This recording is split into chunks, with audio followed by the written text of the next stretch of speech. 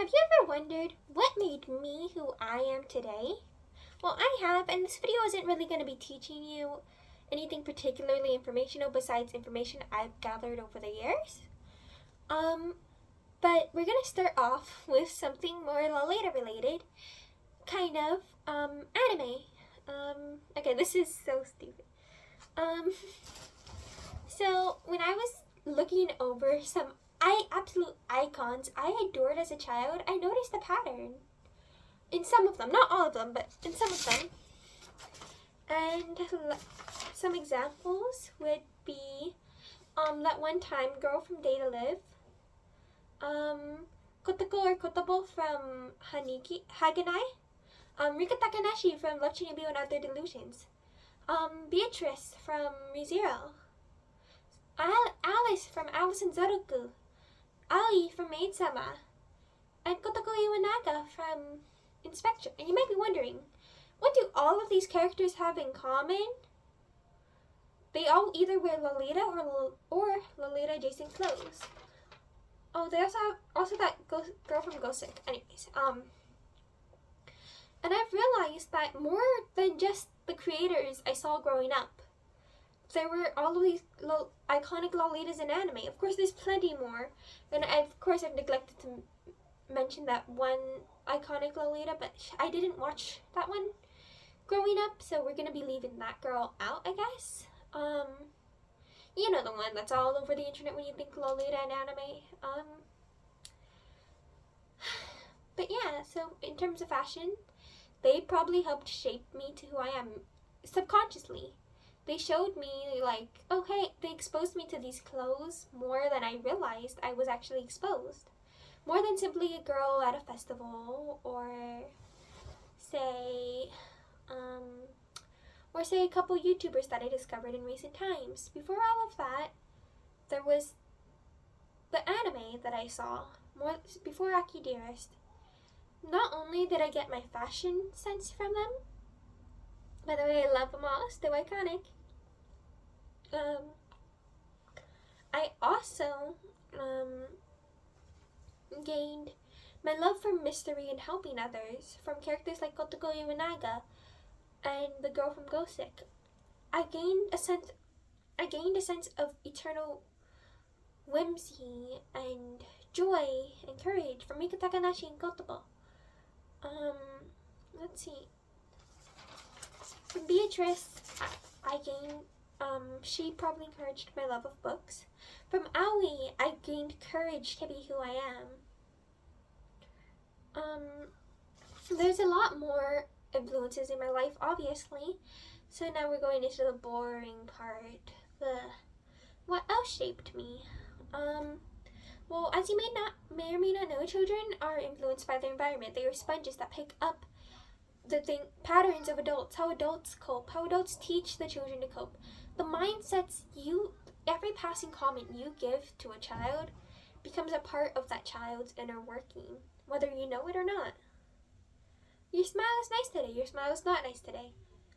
Sit proper. Don't be like that. Do this, do that. Oh yes, when something X happens, we should react like this. And it's through experiences that shaped me it's through those experiences that I grew to be who I am, and I'm honestly pretty proud of who I am. And you guys should be proud of who you are too. Every single experience changes you just a little bit. Although it's rather far more obvious during childhood. If someone acts up, perhaps they're neglected at home. Perhaps they weren't taught other ways to communicate. And it takes time to reverse such things, but at the same time, there's also forms where people may have a horrible parent. However, they have other better influences of which they modeled themselves by. Other times they may not have such influences. They may end up with things such as anger issues and a lack of communication, to no fault of their own. Of course, their actions are their fault. However, when one is that young, we can't exactly hold them accountable into adulthood now, can we? At least that's what I believe. For me personally, honestly, I wasn't really allowed to be super girly growing up, so I think that well, I obviously am still technically growing up, but like during my early childhood, um my mother wished for a tomboy, which on and kept me from the more girly aspects, which probably honestly encouraged me to be more girly, like deep down, and I kind of worked on that until, girly explosion over here. But no, it's not a mental illness or anything to our Lolita, okay? If we're talking mental illness in J fashion, we'd want to talk about Jedi K landmines. Those are people. Those are. Did you guys know that Jedi K came from the streets of Tokyo or whatever? The red light district in specific. Homeless teenagers would spend all their money on booze and clothes and host clubs, and they'd wear Jedi K. They typically smoked and are mentally ill. Perhaps they were abandoned from their family, kicked out, runaways. But yeah, Jedi K is that. But I think I got off topic. As for my mother, I know she tried her best. I think. She's made some mistakes, but I think I've turned out to be a rather decent person. You can actually deduce quite a bit about someone's childhood if you truly look into the psychology of things. But I did have amazing influences like my two aunts, who would console me during times of strife. I truly pity those who don't have figures to do such a thing for them. I had therapy as a kid, I had some good friends. Even friendships as a child can either like encourage one's growth or stunt it. Every experience, again, changes you for the better or for the worse, who knows. Let's see what else. Honestly, I think I'm honestly grateful for a part of my childhood. For a lot of my childhood, actually. But in specific, the part about reading, where I read. Because through reading, I absorbed other worlds and gained a sense of empathy that I doubt I would have gained otherwise. Because to be quite frank, I wasn't the most empathetic child. But through reading, I've gained 1,000 lives, 1,000 experiences, 1,000 points of view, the ability to empathize with another, to see things from an angle of which one who was born in a life of privilege could not typically see. To experience the strifes, hardships, joys, and sorrows was my pleasure and my treasure. And it still is, and I hope to be able to continue reading and learning, empathizing and gathering information. Even fiction can provide quite a bit to you. Images and manga and novels and regular books, informational fiction, non-fiction, it's all an asset. I honestly encourage reading, but there's no pressure, okay?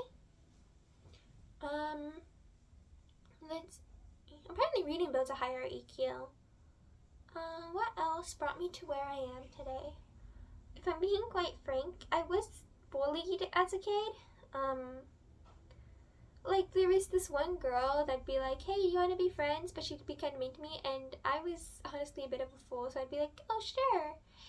And then I remember this one time after she got what she wanted from me, she would say, we're not friends anymore. Like this one time, I brought a whole gingerbread person, like a big one, to elementary school because my aunt bestowed it upon me. And I was basically sharing it with the other kids, sharing is caring chat. And basically she was like, can we be friends? And I said, sure. And then she was like, since we're friends, can I have your gingerbread? And I was like, okay. And then I gave it to her, and then she said we weren't friends anymore. And honestly, that stuck with me. So even the small things that you don't think are going to stick with you, the other people who interact with you might not remember it. So you guys have to be very careful with your actions, especially with children. And that just showed, and that kept reoccurring time and time again. Yet for some reason, I wouldn't learn. I'm not quite sure why I wouldn't learn. Perhaps I simply truly, truly wished to be her friend. As a child, my aspiration was to basically befriend everyone and anyone I could, which honestly worked in my benefit at times. Sometimes to my benefit, sometimes not. Of course, eventually I learned my lesson, but through that I also learned, like, oh hey, how not to get deceived. I am actually glad I was deceived so much in early childhood as to not be swindled out of the more valuable items of which I have now. To be able to go through